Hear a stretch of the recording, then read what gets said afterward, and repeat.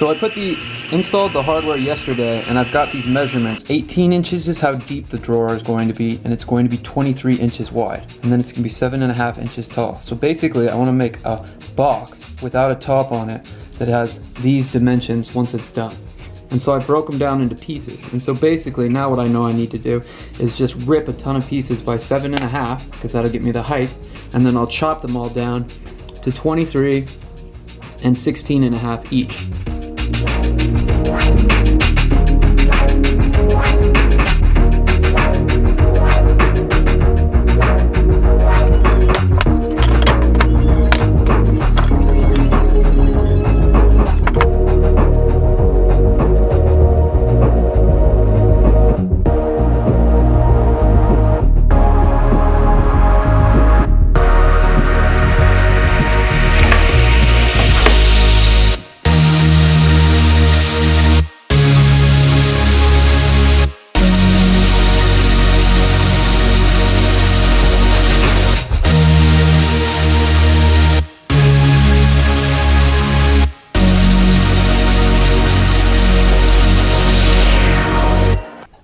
That music got intense. Okay, I realized I should have put the bottom in it right when I did that, and I had to wait 30 minutes, but once I kind of walked away from it, I just leave it and do some editing. I got the bottom in. I'm gonna put the bottom in now, so it's just gonna be glue and nails just like last time. It's been 30 minutes and the nails are in here. I feel confident in taking these grips off.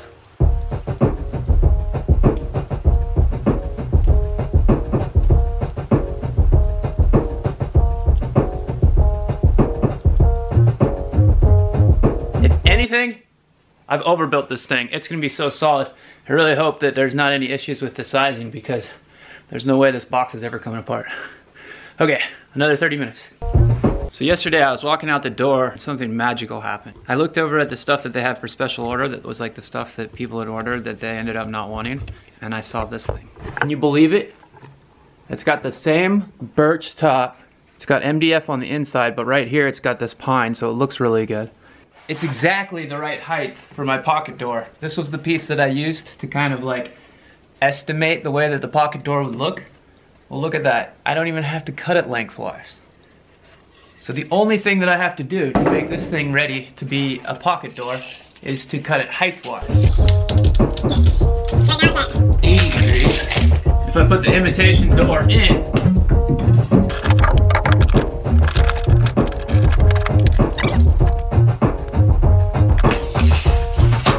I can safely estimate that I want it to be at about 72 inches, which means that I want to cut off how many? 8 inches. Okay, so one of the things that's been stressing me out a lot lately, one of the things that I've been thinking was one of the things that I've been thinking about is one of the biggest questions of what we're dealing with was this little corner. So I want to just explain what I did here. Because once I put the door in, there's no way to come back to this, and so I wanted to do it as well as possible. So underneath the floor, there's a water barrier. The floor is all covered with a layer of plastic, which means that water isn't capable of getting through that plastic and into the subfloor. There are no anchors on the floor here. So what I've done is I've taken the tub, the seal for the tub, this really hardcore red stuff down here, and tucked it under the floor so that it is on top, so that the plastic of the floor is underneath the top of this red barrier. Therefore, it should be sealed. The next thing I've done is I've used white silicone to go all the way along here and fill up into here. This actually overlays some more, so I didn't have to go back into here.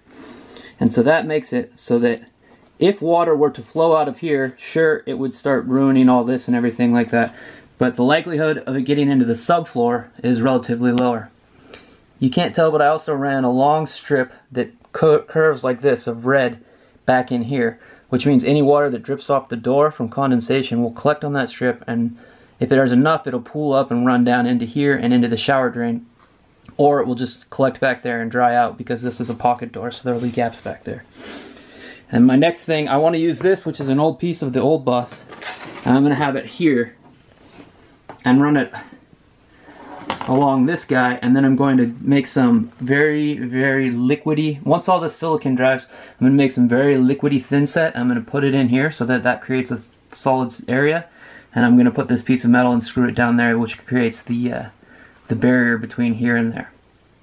This is a perfect example of a project that pops up while I was thinking about doing something fun, like cutting a giant piece of wood with a big, with my radial saw, and doing something like a big project like putting the door in. But then I looked down at the ground and I realized I can't put that door in until I wrap up this project. And so I've just spent the last hour kind of gluing and pushing pieces of plastic together. So yeah, bus converting it's a lot of fun. That giant piece of wood I need to cut off 8 inches from the end of it.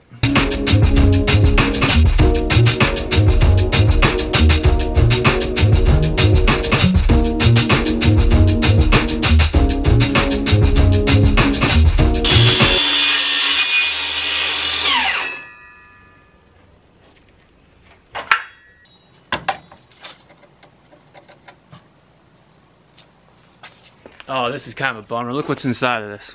That is not solid wood like they told me at Home Depot. It's very lightly packed MDF. I thought it would be this stuff, which is kind of heavy packed MDF that you could drive a screw into. But this stuff is going to suck up water. I'm probably going to need to cut that again, get it shorter, and then put some sort of a veneer over this. I just don't have the patience to go all the way to Home Depot and get a new door and do all this stuff. Look at this. It's cheap. What do you think? Was that a straight enough line? Yeah, I think that'll do fine. I missed with a nail. Because this is going to be sliding back and forth. I gotta clean that thing up.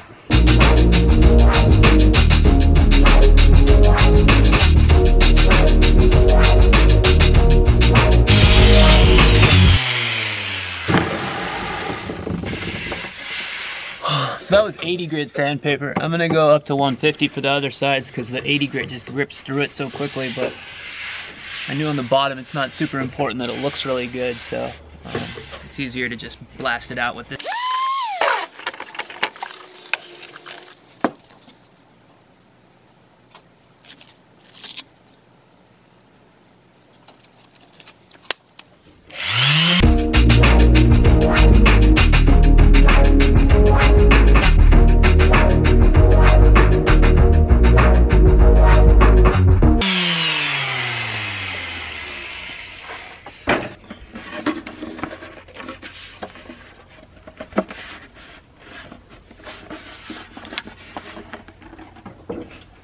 I've already installed the other side of the sliders in the bus, and so now these are the parts that go on the drawer, and these should, if I get this perfectly right, just click in and I'll be able to slide this drawer in. So in order to get this right, the instructions tell me that I should do 1.25 inches up, which will be the top line for that.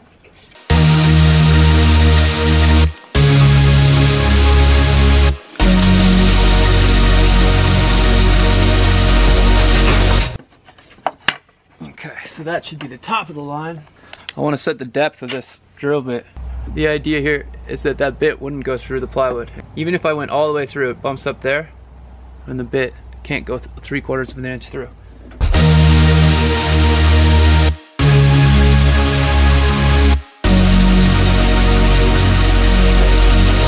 Yeah, I seem to have lost that third screw, but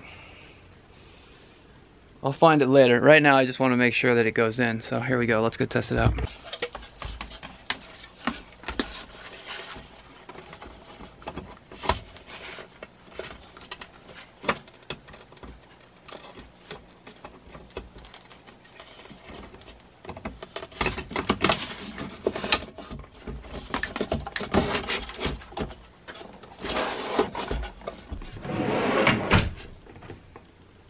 There's some adjustments I need to make, but for the most part, we got the start.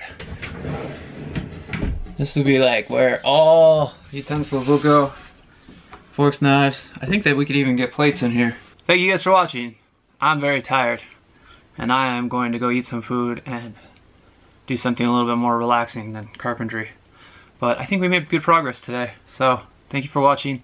Leave me a comment in the sections if you enjoyed this video or if you have any questions. And I don't know, that's all I got to say. Thank you for watching.